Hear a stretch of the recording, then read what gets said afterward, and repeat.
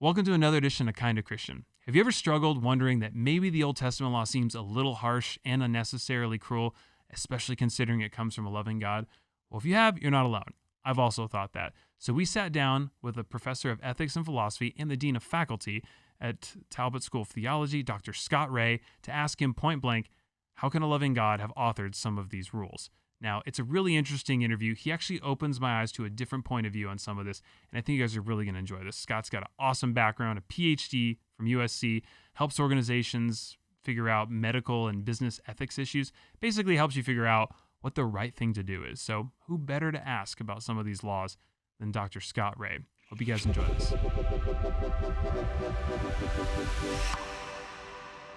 All right, Scott, thanks so much for being here, man. My pleasure. I would love to start with, where are you at on the faith journey right now? Well, it's been really interesting kind of to watch people's spiritual lives in the midst of this pandemic, because I've had more time at home, more time just kind of reflecting on the things that we're dealing with in the world, things that my work at Biola University is dealing with. I think my need for God's wisdom, being in a leadership position at Talbot School of Theology, and with all the changes that are coming, so that we really feel that need for God's wisdom. But I think it's been actually a pretty sweet time to have a lot more time to reflect. I'm hardly ever on the highway, so that bodes well for my spirituality generally, especially in Southern California. And I'm not in the office much. I miss just walking down the hall and hanging out with my colleagues and the refreshment that comes from being around them. But I'm an academic. I'm an introvert, and so these longer stretches of time just being by myself are actually very rejuvenating and renewing. And it has not been a difficult time. I'd like to have the freedom to go do a few more things, but just in terms of my own sort of spiritual life, I think it's done pretty well during this time. I've appreciated having extra space with all the things we're not doing, and to be able to use that in some really productive ways. Now, how long have you been a professing Christian? I came to faith when I was 16. So this. Sorry to date you on this, by the way. That's okay. When I was at 16 in high school through the Ministry of Young Life, and this year it was 50 years that I've known the Lord. So. And would it be fair to characterize you as a Christian philosopher, or how do you like to describe I think your vocation? That's fine. I mean, my title is Professor of Christian Ethics, so I'm not a metaphysician or an epistemologist or anything like that. Ethics is my thing. Conversant enough in those other disciplines to, when they have a bearing on ethics, I can speak to those things. Done a lot of thinking about, what constitutes a human person, who belongs in the human community for a lot of the bioethics issues that I've spent the last 20 or so years working on. But I'm mainly an ethics guy. And what prompts someone, so you've been a Christian for 50 years now, what actually led you to down the path of saying, I'm going to give my life to studying ethics and virtue, but also from a Christian perspective, and now helping lead a Christian university? Maybe the story will reflect it the best. I was having a conversation with a provost at another university some years ago, and he noticed we'd begun to talk, and it had come out that I'd started in academics teaching in Old Testament. I studied Old Testament in grad school, and then taught Old Testament for a while, and then pivoted toward ethics. And he said, how did you get from Old Testament to ethics? And I looked at him just as simply as I could say, and I said, I read the text. I read the Old Testament seriously, and you can't read the law and the prophets very far without having a pretty significant interest in ethics, because that's a lot of what it speaks to. And so I wanted to have an arena where I could bring my biblical and theological stuff to bear on the issues that we were reading about in the news and hearing just at sort of on the front pages of cultural discussion. And the field suited that aspiration perfectly. So, as an Old Testament scholar, I would say the Old Testament is probably what gives most people who are questioning faith the most trouble, right? I mean, it does seem that God goes through a bit of a personality change from Old to New Testament. Is there something that you feel that is widely not appreciated or misunderstood about the Old Testament by the average observer or the person who just picks up and says, man, God was so angry, and now he seems to be a lot more loving and chill? I'd say there are a handful of things. One, I wouldn't call myself an Old Testament scholar, but I did study that pretty hard in seminary. But I think there's a couple things. One is that the notion of grace in the Old Testament is huge. The fact that God didn't permanently write off the nation of Israel at any one of various points in their history is astonishing to me, given the gross levels of idolatry that they succumbed to over the centuries. And God was continually compassionate and long-suffering and patient with Israel. The other thing that I think is not widely known is how woman affirming the Old Testament is. There's a lot of discussion out there now about how, why does the God of the Old Testament hate women? When in reality, nothing of the sort is true. I'm actually convinced that there was far, far less sexual violence toward women in ancient Israel than there is today in the greater Los Angeles area. Wow.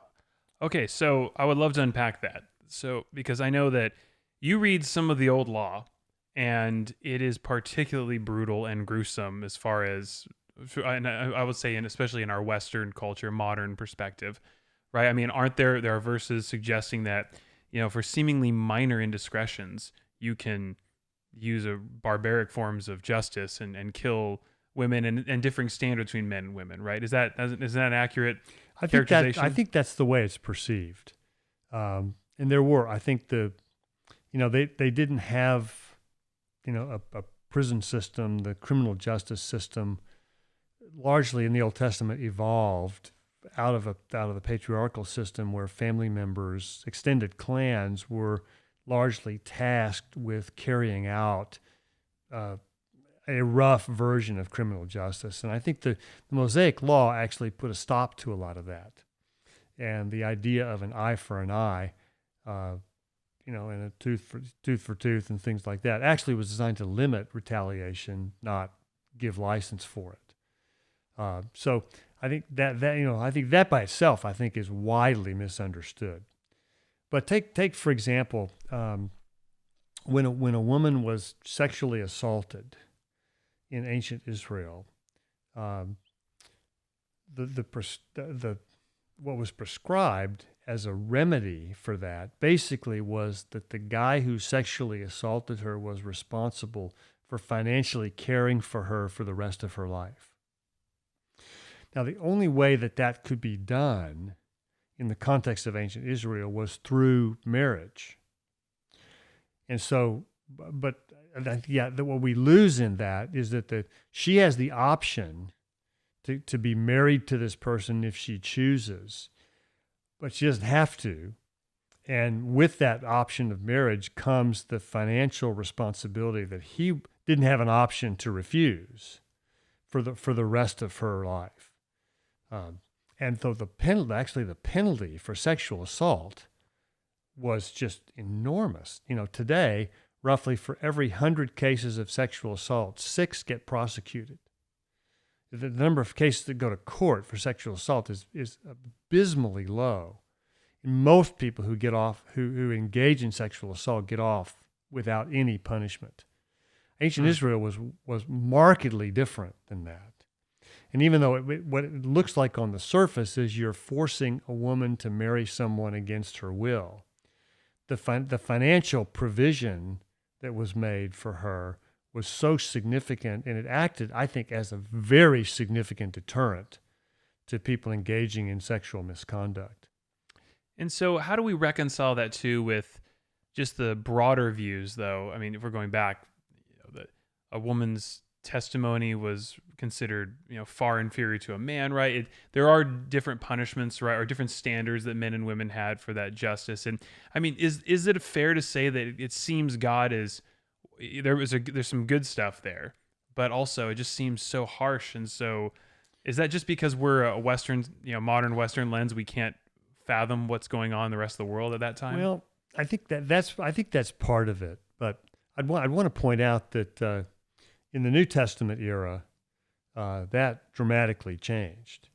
And you'll notice if you go back and read the resurrection accounts of Jesus, the first handful of eyewitnesses to the resurrection of Jesus were women.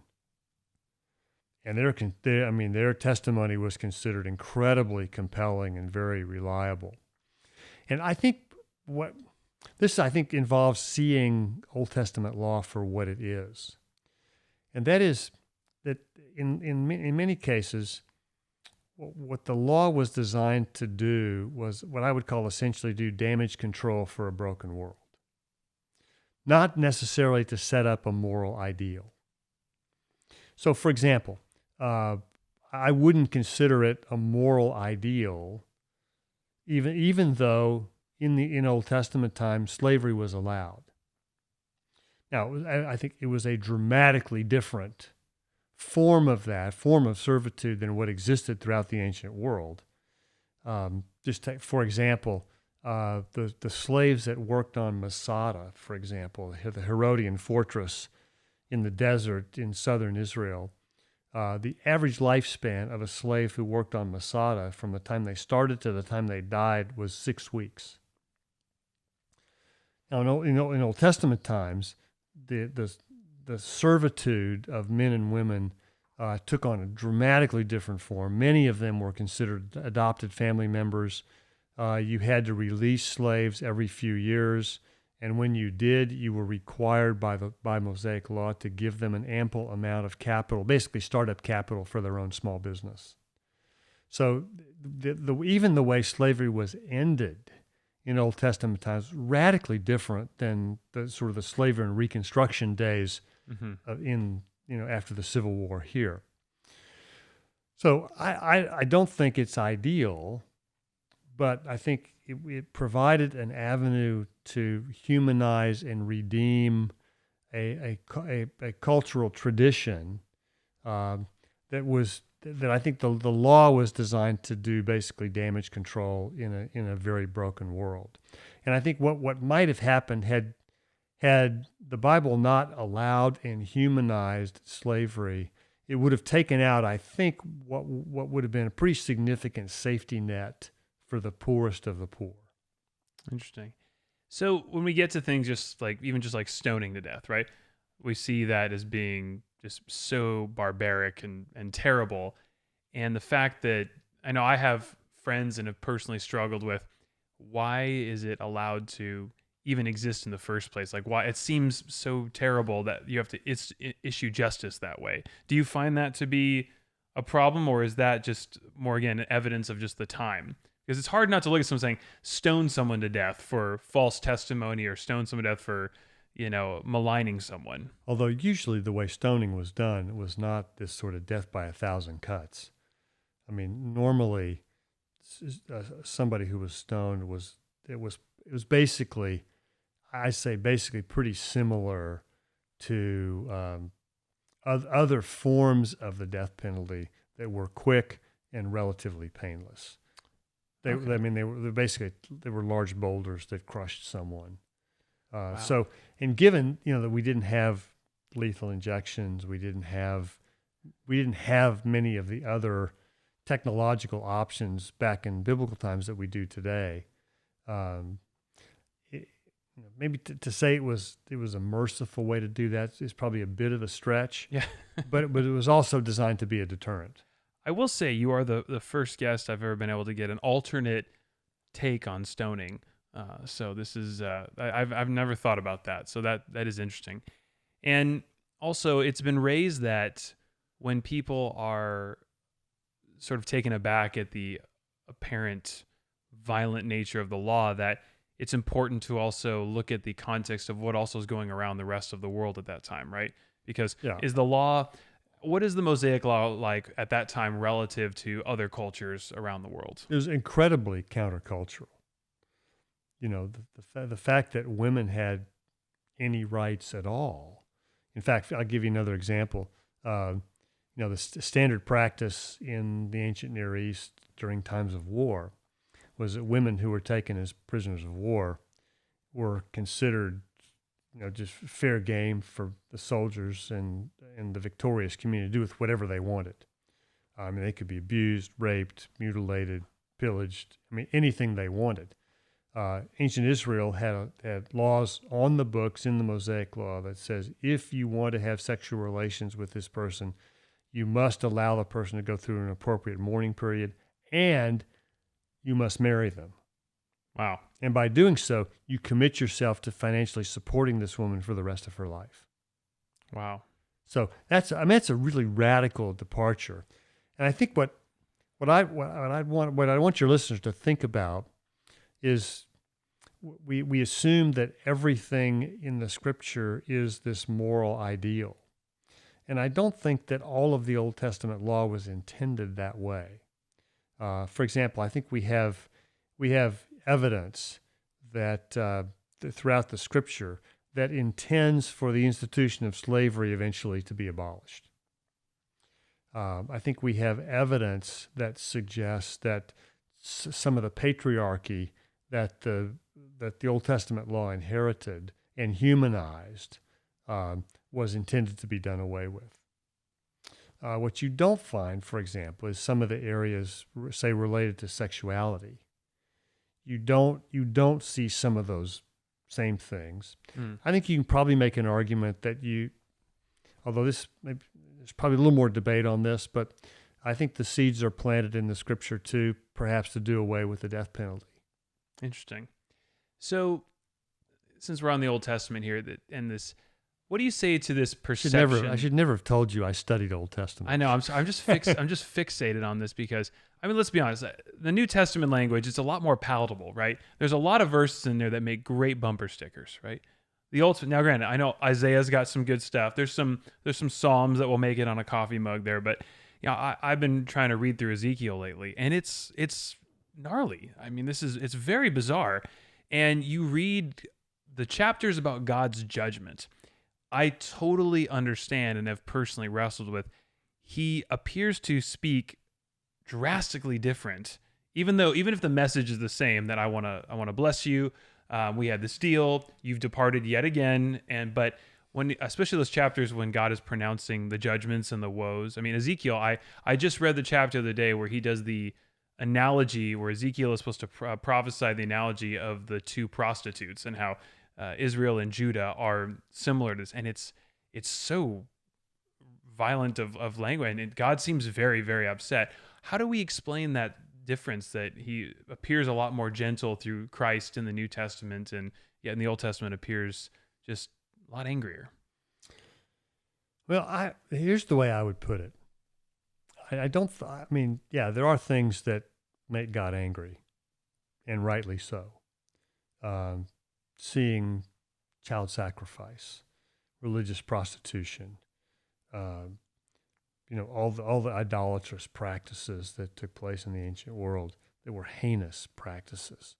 The way women were abused as cultic prostitutes, all of that. That's a stench in the nostrils of God, and rightly so. And it's the same thing same kind of visceral reaction we have to human trafficking today, to sexual exploitation, and the really heinous practices that go on today. And I think, God there is expressing a holy, righteous anger about things that I think if we saw them for what they were, we would feel exactly the same way. Now, in terms of God's judgment, God delays and delays and delays and delays in the Old Testament, and finally reaches a breaking point where it's a temporal judgment, it's not an eternal one, but always with an opportunity to to repent, respond, and be restored. Always. Hosea is, I think, a really good example of that. I mean, he had harsh measures because his wife was constantly straying, but always an opportunity at restoration and redemption. And I say, some of this I think is a genuine righteous anger about things that we ought to be righteously angry about. But some of it, I think, on God's part is more a zealousness for a lover whose love has been spurned. And, God forbid, I don't anticipate this happening, but if my wife left me for somebody else, I would not sort of just, wash my hands of it and say, it is what it is, so be it. No, I would aggressively and zealously pursue her because of my love for her, and because, the idea of my love being spurned increases what I would call a righteous jealousy to have the object of my love respond to that. I think that's largely how I would explain this idea of a godly jealousy on behalf of God. He's zealous. He's jealous for his people, who he loves so dearly and who he's invested in for so long. And I think it's a misperception to see that, God's just reached a tipping point. Enough's enough, and that's it.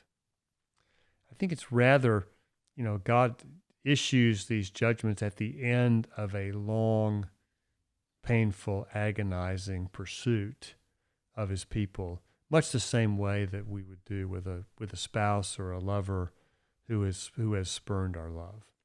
And it's also, is this part of it too, that the Old Testament is just entirely different literary forms than Gospels and epistles? I mean, does that explain some of it too? Because they're not really apples to apples, right? I mean, New Testament is you're getting letters, sort of contemporary letters of greetings as if we would write to each other, and then biographical accounts of something that happened, versus these Genesis and Exodus, which are maybe somewhat are historical but also allegorical parts. And I would love to get your thoughts on how that plays out. Well, I probably wouldn't see him as allegorical. I'd see him as historical, and the narrative style in the historical books of the Old Testament is actually very similar to the Gospels. Really? But what's different, what you don't have in the New Testament, is this high, rich poetry, which dominates the prophets, the poetic, and the wisdom literature. And the prophets are speaking often in very poetic language, lots of figures of speech. They occasionally engage in hyperbole. So it is true, there's a different literary style for a lot of the Old Testament that allows for a degree of passionate expression that the genres of the New Testament they're just different in that regard. So when you say historical, are we referring to like Genesis and Exodus? I know give a lot of folks pause. And I've interviewed people that say Genesis is just exact historical record. There are stars came after trees. That's just how it works. Also, I've heard certain scholars say, it's more like mytho-history. There may be some poetry in there, as well as it's just an account. How do you wrestle with some of that stuff in Genesis? I think I would, from a literary perspective, there's no difference in literary style between Genesis 1 and 1 Kings 1. I mean, they're written in the same sort of Hebrew style. I think just by terms of literary style, it seems apparent that they're intended as historical documents. I think they're like the narrative portions have room for figurative language. They have room for some poetic expressions, like Exodus has several rich poetic sections. So do the Gospels have several very rich poetic sections, mostly around the first couple of chapters in Matthew and Luke are highly poetic because they're celebrating the coming of Messiah. But there's a ton of debate about how to read Genesis 1 to 11. I tend to read that more as historically accurate, though I think it's possible that there are some figurative expressions in there. For example, I think when it says that Adam was made out of the dust of the ground and Eve was made from his rib. I think that's possible that could be a figure of speech. The question is, what is it a figure of speech for? Because every figure of speech has a literal underlying reality that it corresponds with. And I would take those as somehow, I think the idea there is that the dust of the earth and Adam's rib are, taken out of sort of non-living ancestors, where it might not be literally the dust of the ground, but it's out of basically non-living, inanimate matter that they were created from. And I think there's good scientific reasons to have a lot of skepticism about just the general sort of evolutionary narrative. But we could spend the next hour and a half on that part. Yeah, that's interesting. But generally speaking, do you think faith and science are at odds with each other? Or I don't. I think faith and naturalism are at odds with each other. The philosophy of science, the worldview that's dominant in the sciences is definitely at odds with Orthodox Christian faith.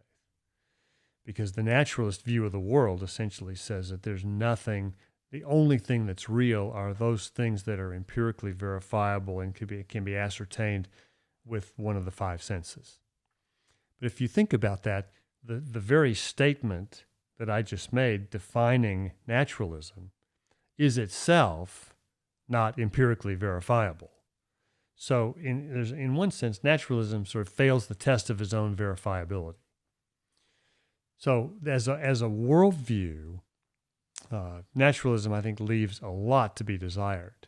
There's a lot of things that chemistry and physics just can't account for, like moral properties. Where do atoms and the laws of chemistry and physics give us moral properties? Where do they give us the reliable knowledge? I think even on an evolutionary view of the world, there's no reason to think that our grasp of knowledge is even particularly reliable, particularly abstract knowledge, because it has nothing to do with survival value. In fact, I can think of lots of things that we would all agree are just patently false that could have terrific adaptive value. Like, what would be an example of something like that? Yeah, for example, let's say that I'm 100 yards from a dangerous predator, and I could believe a number of things about that predator, all of which are false, that would save my life and keep me from being eaten. Okay, one is I could believe that the best way to stay safe from that predator is to sing to it in a melodious voice from a long distance away. Okay. Patently false, but it probably would work to have adaptive value. Or I could believe that the best way to stay safe from that predator would be to take a club and kill it, which, that actually might be patently false too. But there's no reason to think that our knowledge, particularly of abstract things, has any particular adaptive value and therefore has any reliability to it. So in those cases, you're saying that, you can believe something that is not true, but it still might. I mean, I don't understand. What do you say with the singing thing? Are you saying that you could believe that that's going to help and it could be rooted in an evolutionary mechanism, but it still is not? Yeah, it still is false. It's still false. Yeah. So also too, I mean, would you, I guess. I mean, the chances are just as good that if I sing in a melodious voice to this predator, it may come and eat me anyway. Mm-hmm. So I guess now that we're kind of getting into, evolution and morals and such, the big issue, right, with if we have an entirely naturalistic view of the world is that we lose the ability to ground ourselves, right, in any morals that are become objective, right? Is that because if everything is based on natural selection, et cetera, it's not because it's objectively right or wrong. It's just what is. It's just what happened, right? Right. It's either what works during a certain time or it's my personal tastes and preferences, or even, it's reduced to something akin to moral cheerleading. And so I think for the naturalist to take it probably to its logical extreme would be to say that moral language just doesn't communicate anything about morality in any case. It's just this emotive expression. So if I say that that adultery is wrong, what I'm really saying is adultery. Ugh, I can't stand it. Right. It's just this emotive expression. But does nothing to suggest whether it's actually wrong or right. not. Well, there is no. I mean, Dawkins was right. If naturalism is true, then there's nothing but poor, pitiless indifference. So there is to human dignity, morality, purpose. I want to ask you, so in a lot of the new atheists, specifically Sam Harris, they try to derive objective moral values independent of God, saying that the universe, and I might be butchering Sam's or oversimplifying his case, but essentially that the universe, you can derive these objective morals of what is right based on functionality and utility. Some things just work. And I've always personally had a really tough time with that because are you aware of any way to ground objective moral values, like something is right or wrong, without a deity or some moral law giver? Well, Plato tried it. I've heard of Plato, yeah.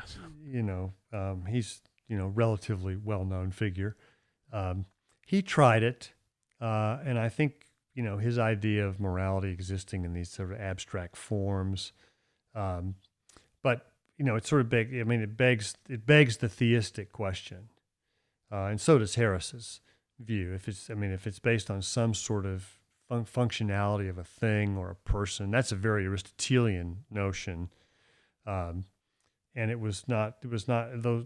That functionality didn't just sort of appear out of nothing, ungrounded. I mean, if we have an end to which we are striving, I mean that begs the question of who started that process in the first place, right? And so the idea that we have a world in which it makes the most sense that we have moral properties built into the fabric of the world. We have a sense of right and wrong, and morality is, in that sense, an objective thing, which means, just in case your listeners aren't aware, what we mean by objective is it's true or false, regardless of how you feel about it. So gravity is gravity, regardless of how, if I may think gravity is a very discriminatory thing, but how I feel about it's irrelevant to whether it's true or not. And I think morality is largely the same way. We don't debate, flavors of ice cream like we debate abortion and racial discrimination and things like that. And we don't say, for example, that somebody who thinks that racial discrimination is okay just has a different perspective about things. Right. We would say that no, if you think it's okay to discriminate against people based on the color of their skin, you are just flat wrong. Right? And that's something that we can know. It's not an opinion. Naturalism is forced to relegate morality to simply matters of opinion. And so even to say that, like, for example, if we've heard people say repeatedly, if you're against abortion, then don't get one. Well, that's like saying to Martin Luther King, if you're against slavery, then don't own slaves. We say, huh? Really? That's all you have? Because the idea that morality is simply a subjective matter of tastes and preferences is what gave us Dachau and Auschwitz and Lord of the Flies and, Gotham City and, all of these, apocalyptic type of nightmare scenarios that no sane person actually wants to live in. And imagine living in a naturalist world where morality was simply a matter of taste and preference. Who wants to live in that kind of environment? And if that's true, then Nietzsche actually was right, that power is what matters. Yeah. And God help us if that's the case. So basically, yeah, so if we don't have God, then it's really hard to come up with something that's objectively right or wrong, right? if we have God, we can just look at the law and say, yes, this is right or wrong, and that solves the issue, right? Ultimately, it goes back to God's character. Yeah. And see, and I guess if there's no God, then the problem of evil doesn't exist. That's why I find it so ironic to me that people use the problem of evil as this great defeater against theism. It's actually nothing of the sort, because if there is no God, then on what basis do you name evil for what it is? Right, just a thing that happens. It's just a thing, yeah. So the idea that the problem of evil somehow is this great, trump card against theism, I think is way overplayed. But isn't it fair to ask why God, who we cannot put any confines or bounds, and I wonder sometimes about, as a human, if we're just we're seeing in 2D here, right? And with God, there may be so many more options that we can't even fathom. But if God is who we understand him to be, couldn't he have also created a world where we could have accomplished the free will and the good without the suffering and the natural disasters that we just see all around us? And I understand classifying them, because you can't say something's evil without having something to compare it to and say it's good.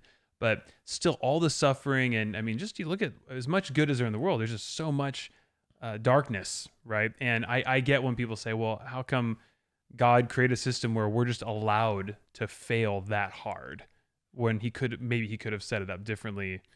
Does that resonate at all, or? Well, not without compromising our freedom to choose. Freedom is really costly. The benefit is that it makes real relationships possible. Because without freedom, we don't have genuine consensual relationships. Yeah. And think of what our world would be like if we were automatons and had no relationships that were consensual. What a high cost that would be. It'd be an ant colony, right? Yeah, we would. In my view, we wouldn't be human. And then, I think some of the costs of suffering is obviously comes from human beings. Being allowed to choose, to allow their depravity, and I think that in large part, I think the idea of Romans 1, that God has given over human beings to their own choices and removed some of the restraints, I think is true today. That's why we see some of this wild extremes being justified as morally acceptable. The trickier part is the natural disasters that don't seem to have a human cause to them. And I think we have to be open there to the possibility that in the providence of God, this is redemptive. I can't fully explain how that is, but I think that's part of our limits of being human beings. That we have to admit there are some things that God sees in 4D and we see in 2D. Yeah. Why do you think God, if God was, if it is omnipresent, omniscient, all-powerful, and content, right? He's, if by definition who he is, what's the point in making us go through this whole iteration, this thing we call life, with all this and the opportunity for so many to go astray? Like, if God, I ask everybody, what is the ultimate purpose for God, and it seems to be that he wants relationship. Is the usual answer is relationship with his creation. Enjoy him forever.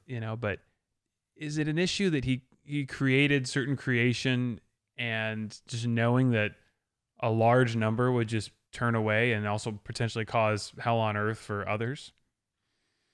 Or is it just freedom's costly again? I think that's just, freedom has costs. And I think that's wrong to put that on God. Now, could he have, could he conceivably have created a system where we have genuine free will and basically be morally perfect? I'm not so sure how that's possible myself, because that sounds awful like shoving a square peg into a round hole. And God is limited. God's limited by his character. There are certain things that God cannot command.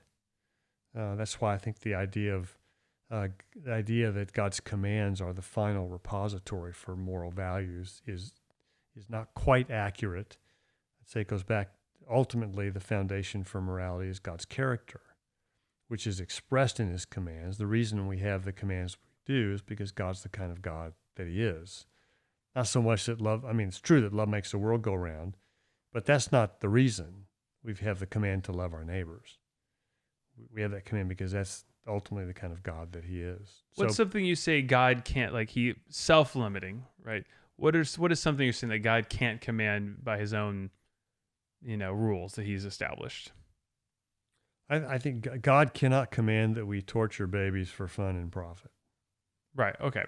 So on that note, I want to ask, how do you pivot from, torturing babies for fun? And on that note, but for the record, no one endorses that, but that is, I think, objectively wrong. Appreciate that. That is objectively wrong. It's a question that is often posed to me by a good buddy of mine is that God has a strict prohibition against murder, as has come down through the commandments, and God does not like murder. And so the question is murder, he would always ask, is murder objectively wrong? And I said, well, I think, the cold-blooded killing, that's a 10 commandment. If those things aren't objectively true, I don't know what is. Those are the 10 commandments, right? He said, well, how come then God is allowed to turn around and say issue an order and say, now go out and like he did to, it was Joshua, right? And say, go out and go kill all the Canaanite women and children. Does that command suddenly change in its, whether it's objectively right or wrong, based on who gave the order? And so the question is, are those values even changed by, is God allowed to violate his own objective morals? Right. And is there a contradiction there? I'd say if that's actually what God was commanding, I'd say maybe yes. I don't think that's what God was commanding in those. It's become a little more popular today to see those statements as hyperbole, meaning to utterly vanquish and conquer. Okay, so you don't think it actually meant I don't think he's commanding genocide. Interesting. Okay. I think he's commanding that they be conquered and subjugated and driven out of the land, but not completely wiped out. How do we know then, right? Because in that, and I'd have to pull up that verse, but it's basically, that's the one, right, where it's like every other one, like lay them out, right? And is there a way to know what is sort of hyperbole and what is? Well, we can look at the way sort of military language was used throughout the ancient Near East. And this type of hyperbole describing conquest is actually a very common way of writing about the military history that existed in the ancient world. And so I don't think it's right to say that God commanded genocide. He commanded that they be utterly defeated. Okay, so we often use figures of speech to say that take athletic teams that in describing their victory over another, we say they annihilated them. Well, no, not really. Utterly annihilated them. Yeah. Well, we don't. SC utterly annihilated Notre Dame, for example. Now, see, that's canon. Which should be a joyous occasion for both of us. Yeah. But lost our Catholic sponsorships. That's okay. We lost my next door neighbor too, who's a Notre Dame grad. So, well, there's grace for that, right? There is. But do we mean that literally? No. It's an example of how we talk about, an overwhelming victory. And we use terminology like that today. That's, I think, what was going on with the command for genocide. Not every Old Testament person agrees with that, but I think that's the most defensible position, and it's totally consistent with how warfare was described in many parts of the ancient Near East. when we come up against contradictions like that, it sounds like we can ask ourselves, okay, is there a figure of speech or is there a little more poetic license taken there? And what would you say to, in some of the accounts, there's, 10,000 horses, and in other accounts, there's, 20,000, right?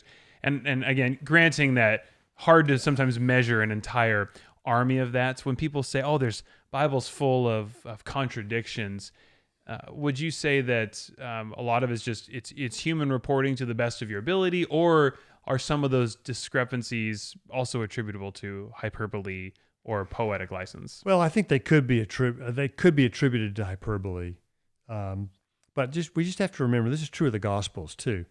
The ancient writers, wrote. They were expected to write, I think, historically accurate accounts, but they didn't. They didn't shove tape recorders in people's faces. They didn't use quotation marks. The standards that constituted accuracy in the ancient world were different than the standards we use in a high technology society like we have today. And so this is why, for example, the words of Jesus can look different, because what the gospel writers were recounting was not the direct quote, but a faithful rendering of what Jesus said. That was very common throughout the ancient world. Now, it's true, what we need to recognize, and this is what my friend Craig Keener has pointed out in some of his work on what ancient biographies were like, is that the Gospels were not considered historical novels, where large parts were fabricated. The Gospels were fit in the category of ancient biography, and the expectation of the readers in the first century of ancient biography was that they were historically accurate and true. Now, the standard by which we measure accuracy, I think, is different today than it was in the first century, but no less substantive and no less unreliable. It's just that the standards by which we accounted for the exact words of someone are just different. So are you talking, for example, like if I said, how far did you run yesterday? And I said, about 2 miles. And the actual distance by, and if we were able to then get out a GPS and measure, no, you actually went 2.2 miles. You wouldn't accuse me of being dishonest at that point. Not and at so all. is that the kind of, because I guess my first question would be, well, if they had differing standards, does that perk someone's ears up and go, oh, well, how do we know that what we have is inherently reliable across the Bible? Yeah, I think because the Gospels, for example, when you compare them to other pretty standard ancient biographies, and learn about what the expectation of the audience was with ancient biography throughout the Greco-Roman world, the Gospels fit that pattern ideally. I want to go a little bit into so as we finish up here on ethics and morals here. Are there any issues as far as ethics right now that truly vex you, or really are things that keep you up at night? And I would ask also from a biblical perspective: are there some gray areas that you just are like, man, I can't work this out right now? I think there are a handful of things that are really challenging areas that I think we're still trying to figure out what the Scripture teaches on some of these things. For example, the whole area in bioethics, the use of biotechnology for enhancement of otherwise normal traits, is just an enormous area of debate and discussion. Now, is that are we talking about recreational, or is that are we talking about genetic engineering to remove illnesses at birth, or are we talking about picking specific traits? No, it's more I'd say, yeah, those are things that treat identifiable diseases. Although I think there is a lot of debate over whether we should use a type of gene therapy, for example, that passes the genetic alteration on to all succeeding generations. That's a lot more debatable. And we have technology today that basically can do a cut and paste on strands of the genetic code, where you can take an early stage embryo or a sex cell and basically snip out. There's a genetic scissors, essentially, snip out the place along the genetic code that's where the gene is either not functioning or is harmful, and replace it with a clone of the gene as it should be constituted. So is that widely available now? Is that I wouldn't say that. It's being used to treat a number of diseases, and that sort of by definition is what I was referring to as germline therapy, which means that change is now potentially passed on to all succeeding generations. And the danger in that is that there's still so much about the genetic code that we don't know about, that we don't know exactly what we're unleashing on successive generations, because we don't know what the side effects are going to be. For example, years ago, gene therapy was developed to treat sickle cell anemia, which that's a horrible disease that affects African Americans. Well, what they discovered is that the gene that they replaced had the side effect of also making inert the gene that triggered the body's resistance to malaria. And so we cured sickle cell anemia, but we wiped out the body's resistance to malaria. Like any resistance to malaria. Right. And so we're robbing Peter to pay Paul here. And, that's a poison that I don't want to have to pick either one of those. So there's a lot of caution about moving slowly in some of these areas. But what I'm referring to, the really tough area, is using some of these genetic and other biotechnologies to enhance otherwise normal traits, sort of the steroids for the mind. Those kinds of things, particularly if it sort of cements in perpetuity that advantage. Wow. So we have enough. I mean, the gap between the medical haves and have-nots is what we're discovering through coronavirus is really significant. Yeah. And this, I think the big danger in this is it would just widen that gap significantly. So you're saying if you had access to the resources, now you and I both attended USC, so we would not be in any need of any cognitive enhancements, clearly.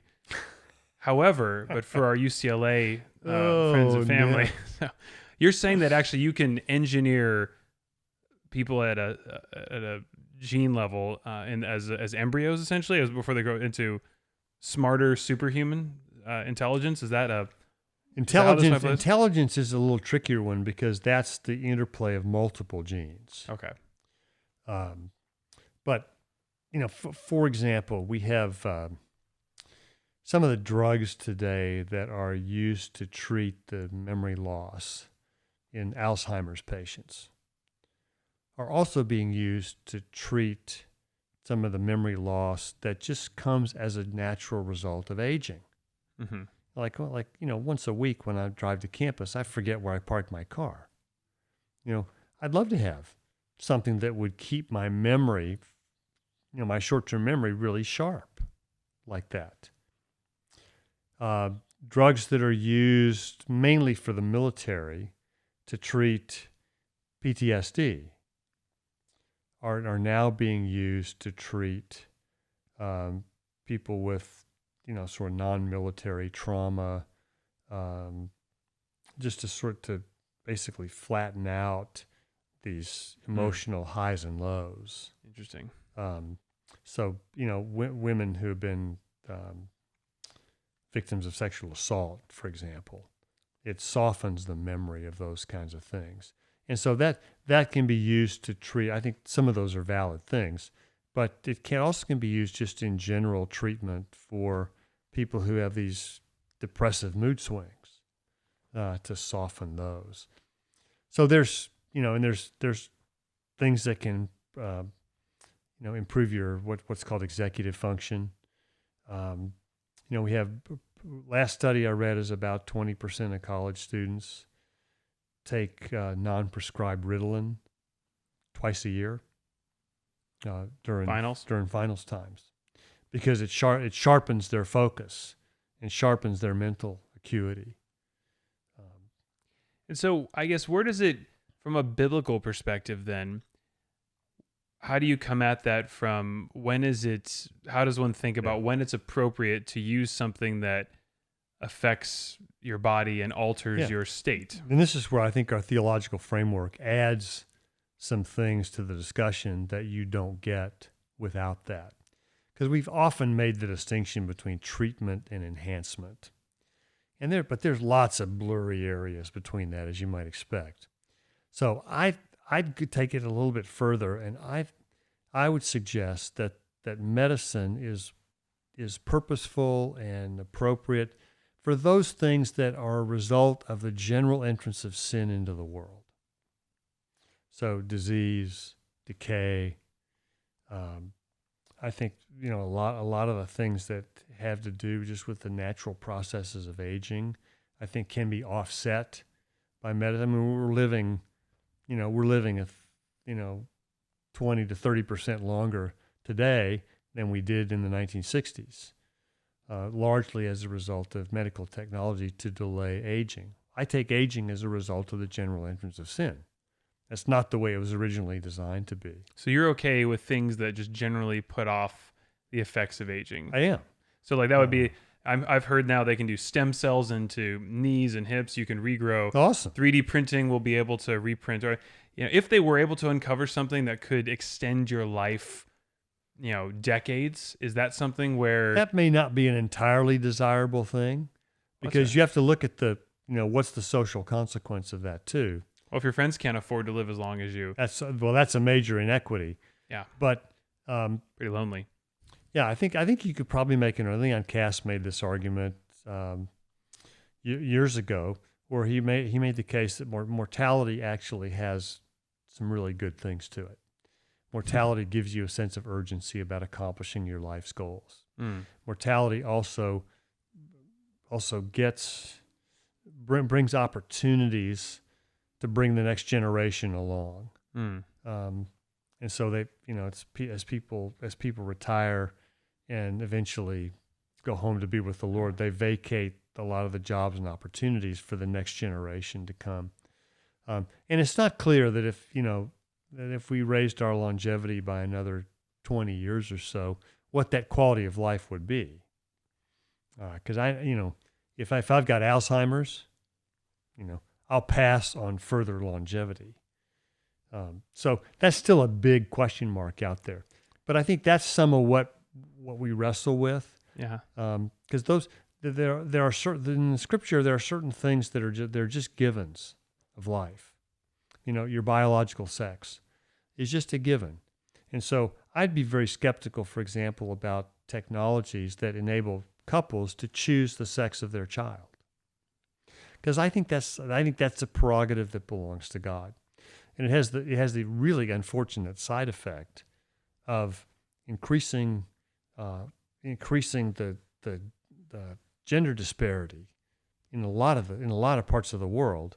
Yeah, where as you might expect in the non-Western world, boys are overwhelmingly preferred, and there are some parts of the world where that sex ratio is hopelessly skewed.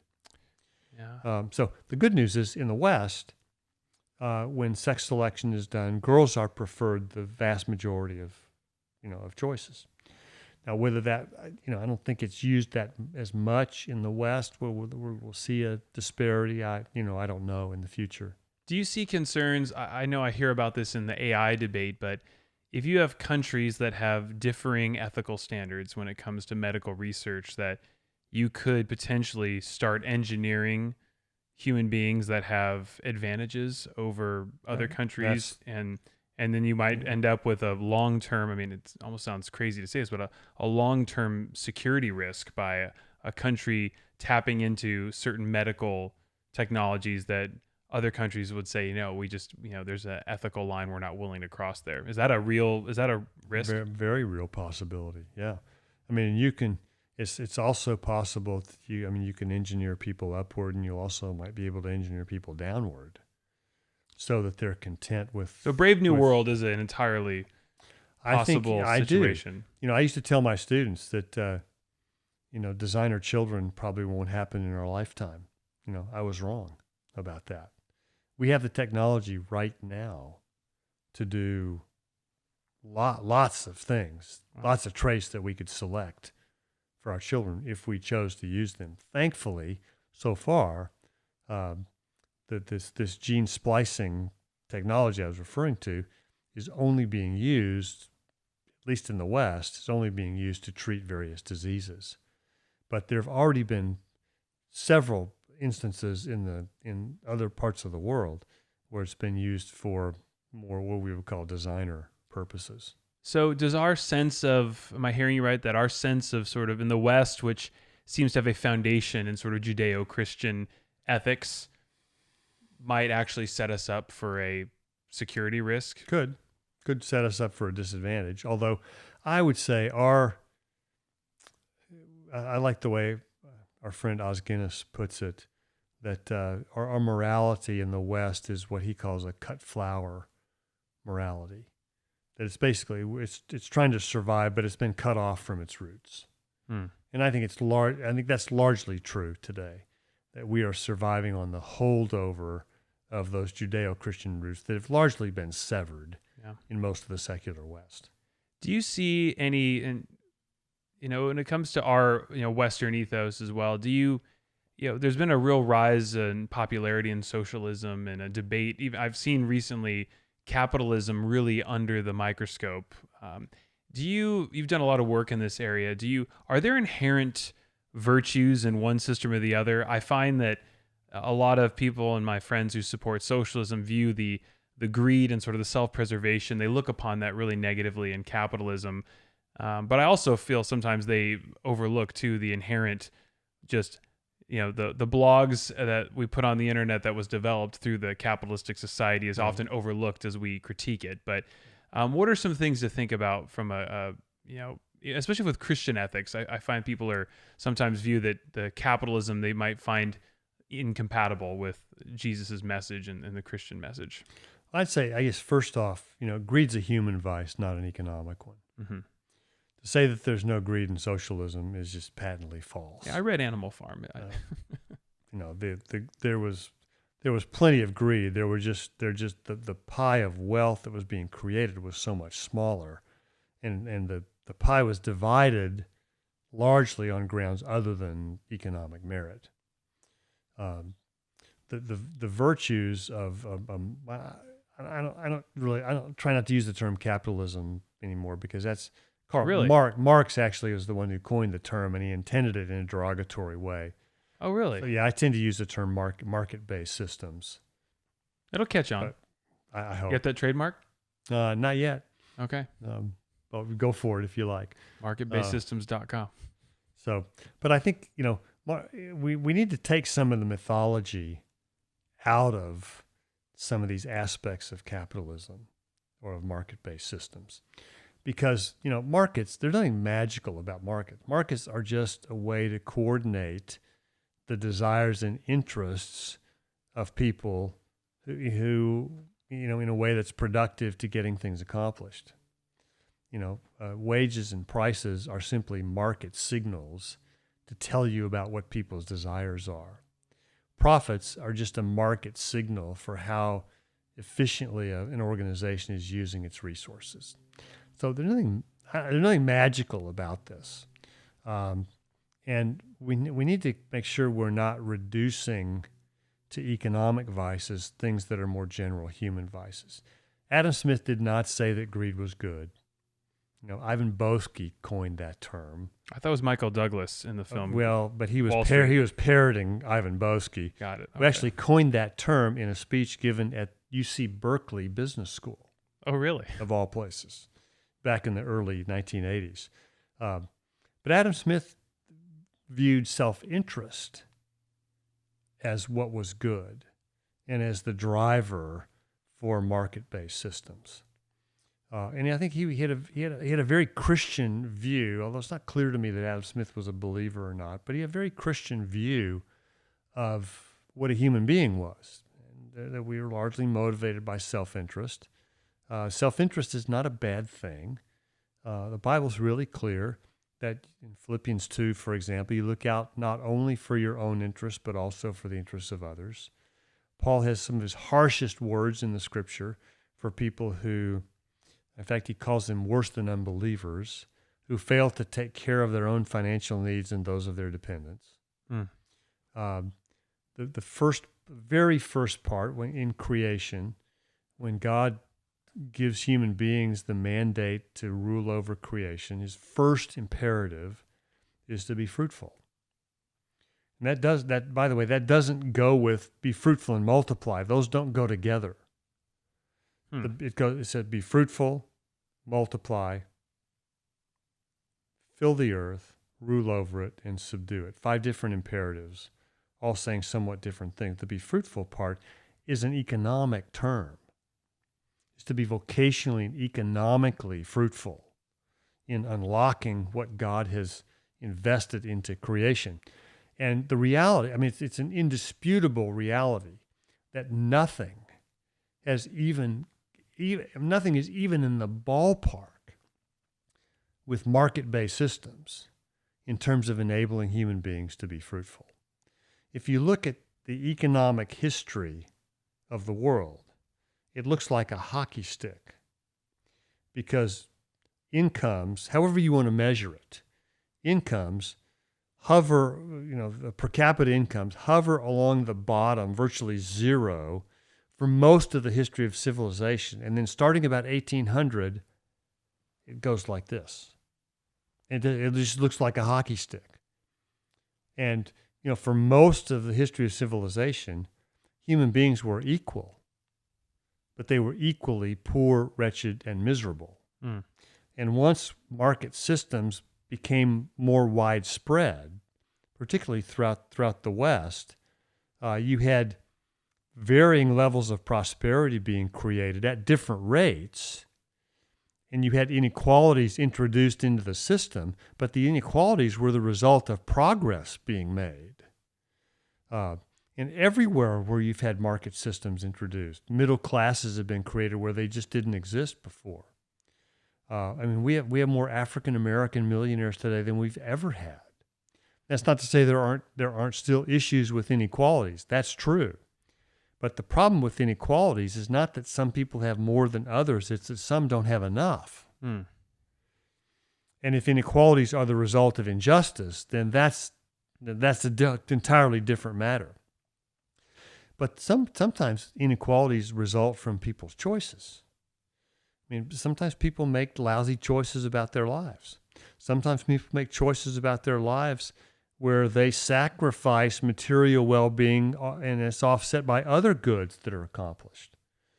So like seminary professors, for example, we could be doing a lot of other things, but the goods that result from our doing what we're doing offset some of the financial opportunity costs that we made, and those are conscious choices. Are you saying seminary professors are not renowned for their economic gain? Nobody's going to mistake us for Silicon Valley CEOs. We could change that. I'm sure there's a startup somewhere in there. Do you ever wonder why did God make it that way, where most of history is equal, poor, wretched?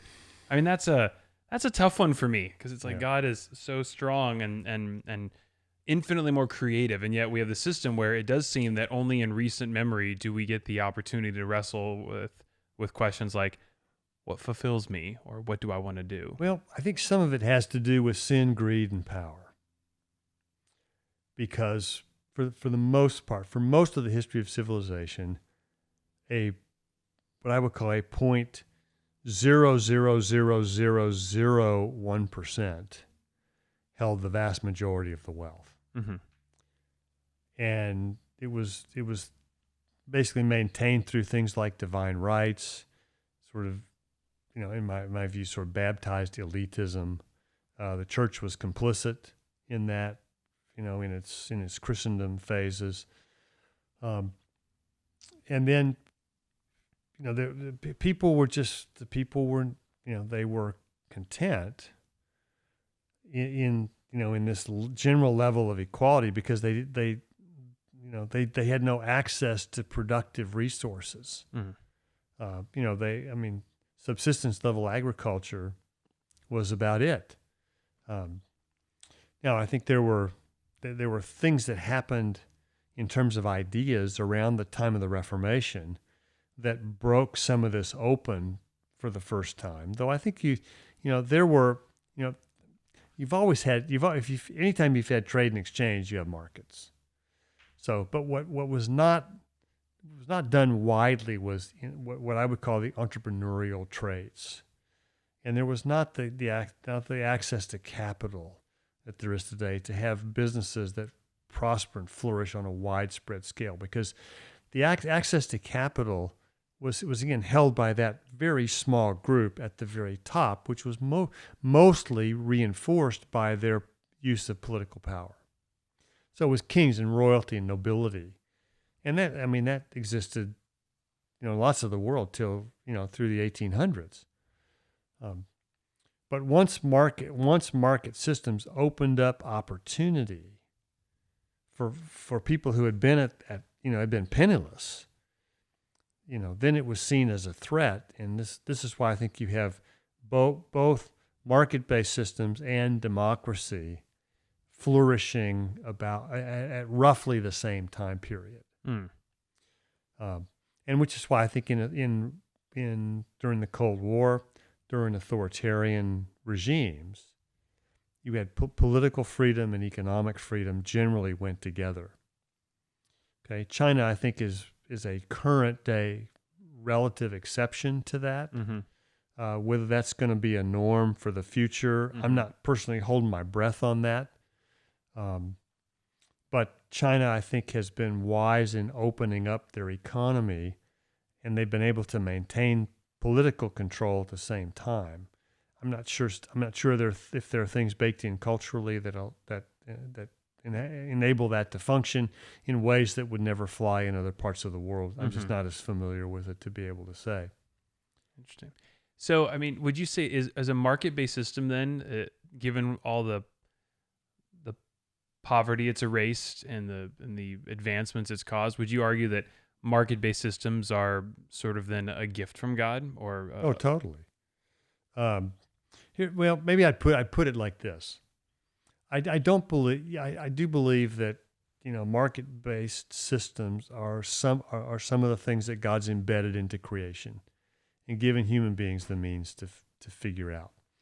I wouldn't say that market-based systems have been sort of handed down on high like the Ten Commandments.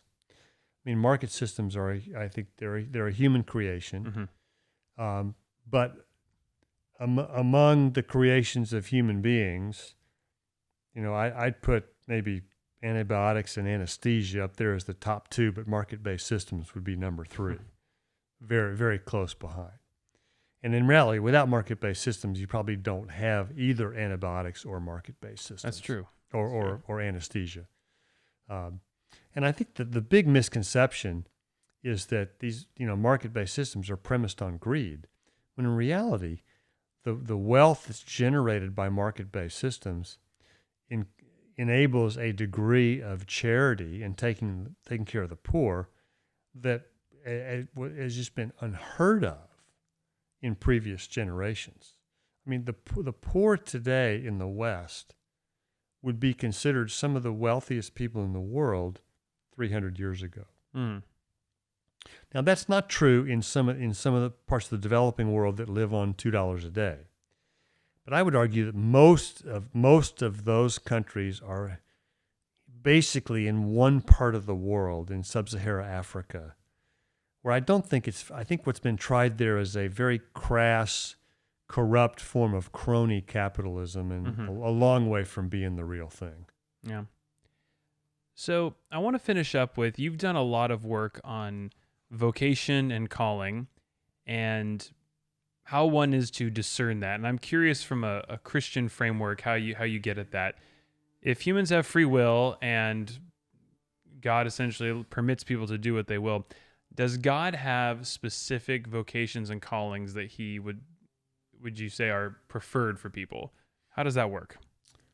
I don't think there's kind of one right thing. I think there are areas, there are certain occupations that people are better suited for than others. You know, I mean, I could never be a CPA. I'm not wired to do that. And I know certain people who say, I could never do what you do. I'm just not wired. I'm too much of a people person. I'm not wired to do that. And so I think part of figuring this out is recognizing, what am I good at? What's God gifted me at? What do I enjoy doing? And what do I enjoy doing that also brings benefit to the common good? Because just following your passion by itself is probably bad advice. Because, I know lots of people who are passionate about a lot of things that nobody is going to pay them a nickel for. But it's connecting what I'm passionate about with what the world needs and what people are actually willing to pay me for. Mm-hmm. And it may be that what you are most passionate about is not going to be something that you're going to be able to make a living at. Mm-hmm. And so for that, I would say that maybe the thing you're most passionate about is a part of what God's calling you to do, maybe not the heart of it. Or maybe what you make a living at is part of your calling, but not the heart of it. I think most people can probably be satisfied with a handful of occupations. I think we have to remember in biblical times, they would have, the average person from the first century would have looked at you if you asked them that question and said, like, what are you talking about? Because nobody had occupational choice. That's right. In biblical times. So what do they ask? So when David goes out and says, let me inquire of the Lord, like, should I go to war with the Philistines? And it seems awfully convenient if I could have a prophet just walk into my office and say, the Lord has heard you and says you should definitely go. But I also know at various parts, God will say, you choose, and I'm with you wherever you go. So where do you draw the line as far as what's worth asking God about? People say, I don't care about your breakfast cereal, but who should I marry or what college should I go to? How do you think through what things are appropriate to inquire of God? Well, I think anything's appropriate to inquire of God about. I'm not sure anything's too trivial for that. I wouldn't expect God to have strong feelings about everything that I think is important to me. And I'd want to be really careful that we're not straining at gnats and swallowing camels. Mm-hmm. At the same time, because there are a lot of things that I don't pray about that I think God's really interested in. Mainly because those are areas I just don't want to face. Yeah. So I'd be careful about that. But I think most people, they discern their calling based roughly on trial and error. I'm not sure you can ever really know, what you're wired to do until you actually get in there and try it. So is it the old adage, if you want to know the Lord's will in any situation, go make a decision and find out? Something like that. Yeah? Yeah. No, I think from the start, you can make decisions that are really unwise. So I'd want you to have, who am I trusting as counselors with me? Do I have an accurate assessment of myself? I certainly wouldn't rely just on myself alone to know how I'm wired.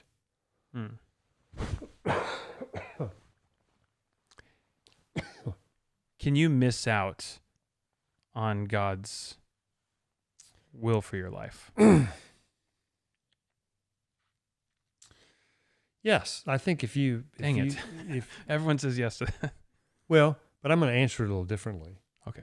I think you can miss out on God's will for your life if you don't develop the character traits of Jesus. And if you don't obey his commands. Can you miss out on God's will for who you're going to marry? Yeah, I'd say if you marry an unbeliever, probably. But other than that, I'd say probably not. Can you miss out on God's will for your employment?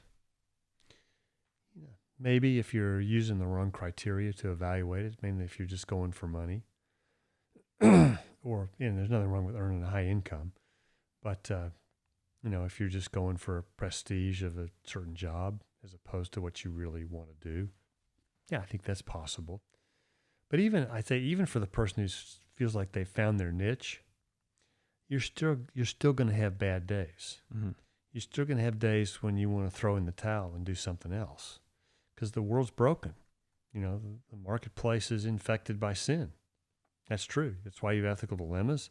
That's why you have people who are a pain in the butt to deal with. For all I know, you might be one of those. That may be objectively true. Yeah, I think we have to be open to that. I mean, it's kind of narcissistic not to be open to that idea. That's right.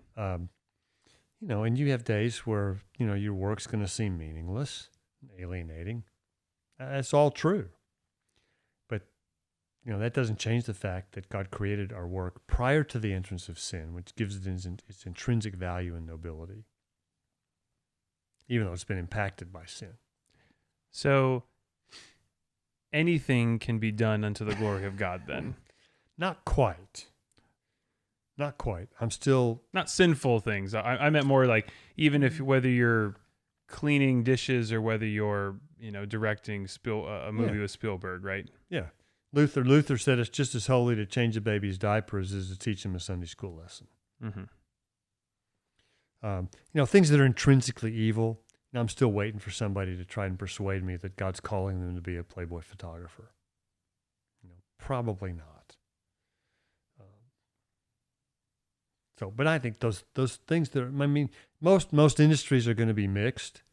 They're going to have a lot of redeeming qualities. They're going to have some dark sides. So, as a final sort of admonition to specifically millennials and young people who are wrestling with that question of what do I do with my life? That actually, in all the polling we've done in the research, that is the number one question, even far more than how much money do I make, is does my work have purpose, and basically what should I do with my life? What is your advice as a philosopher, as a professor, as someone who's been a pastor, had all these various vocations in ministry? What do you say to someone who needs to figure out, what am I supposed to do? Well, I think you want the 30 seconds or less version, I think. Well, we need to know the truth, man, because I won't, asking for a friend. I think the idea that somehow I'm supposed to figure out what I'm supposed to do with my life, I think somehow gets me off the hook for making those choices and taking responsibility for it myself. Mm. So I'm not even thrilled about how the question is framed. Mm-hmm. Because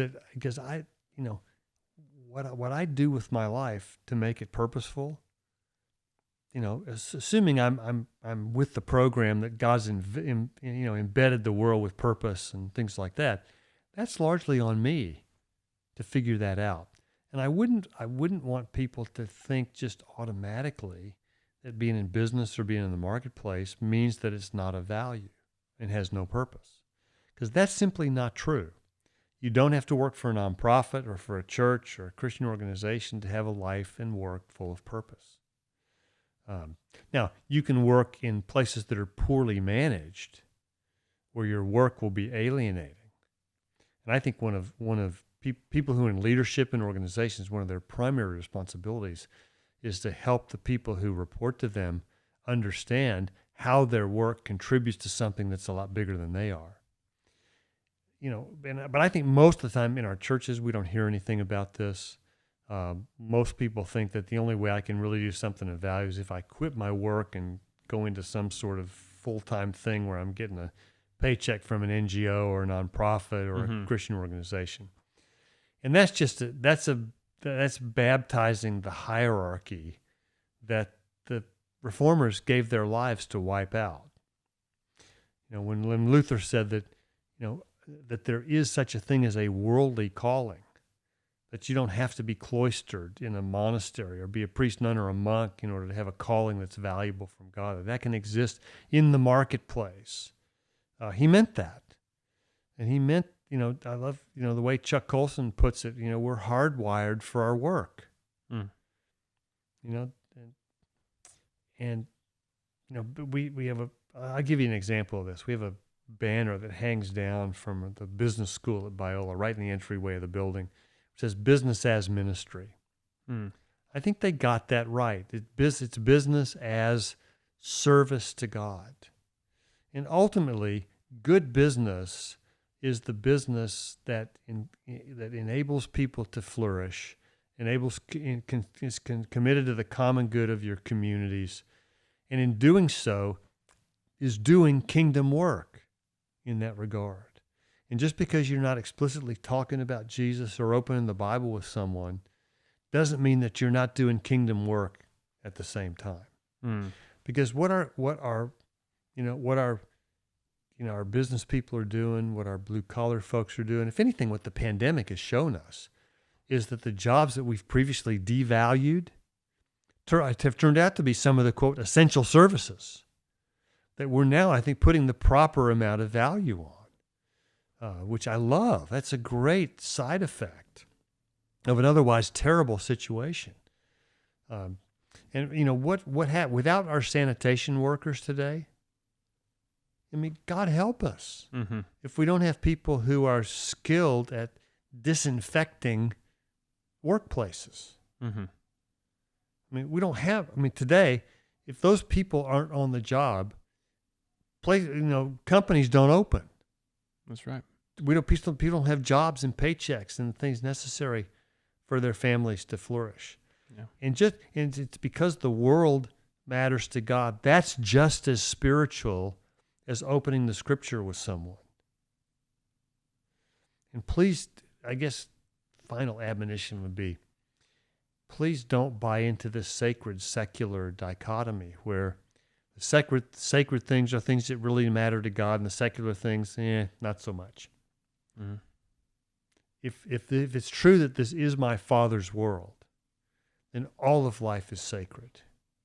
And all of our work, assuming it's not intrinsically evil, is a service to Christ. That's what Paul meant in Colossians 3. He said, whatever you do, he's referring to household servants in their work, whatever you do it heartily as unto the Lord, for, parentheses, and whatever you do, and this is the punchline, it's the Lord Christ whom you are serving.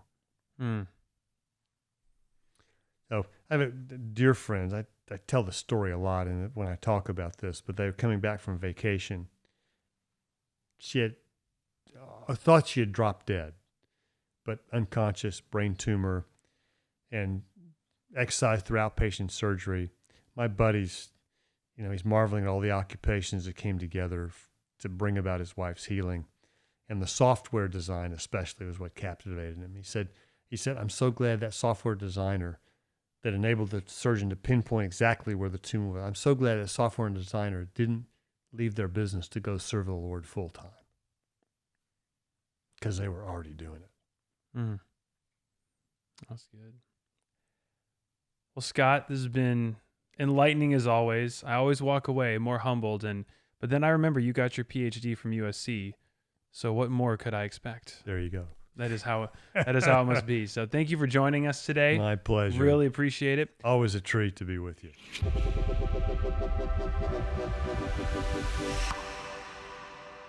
Thank you so much for listening to Kind of Christian. Hope you enjoyed this episode. If you did, please subscribe and leave us a 5-star review.